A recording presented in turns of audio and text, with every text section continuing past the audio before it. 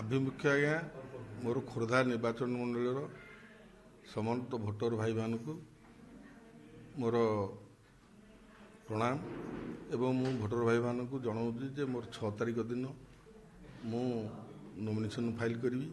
एवं मते समस्ते सहयोग कर आशीर्वाद निहाई दरकार।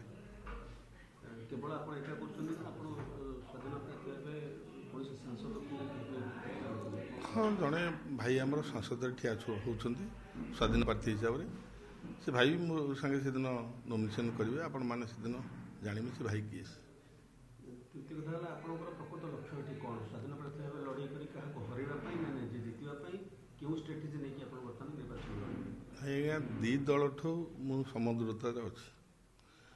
खोर्धा निर्वाचन मंडली रे ये गोटा स्वाभिमान निर्वाचन मंडली और पाइक निर्वाचन मंडली लोकंर चिंताधारा आपण ये देखिथे 3 थर स्वाधीन जीति एवं लोकंर चिंताधारा गोटे लोक भारतीय जनता पार्टी अन्याय करिछि एवं भारतीय जनता पार्टी करनी जड़े लोक व्यक्ति अपरिचिता छड़ी अन्याय करिछंती किंतु लोकंक जनसाधारण मत अच्छी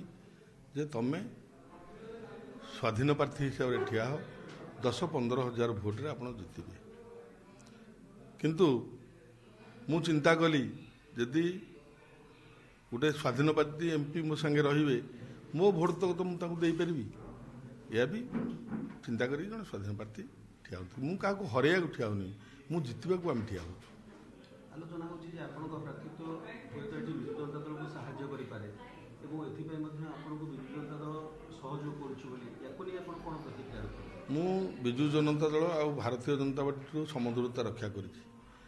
ये खोर्धा माटी हूँ वीर माटी पाइक माटी ये माटी रे मु स्वाधीन हिसाब से लड़बी एवं से स्वाधीन हिसाब से भी आगामी दिन रही। प्रशांत जगदेव विषय में कहते से विभिन्न निर्वाचन मंडल लड़ुच्च स्वाधीन लड़ू कौन देखु आज खाली मु एक कथा कहूनी सी कहले गोटे मीटिंग रे जे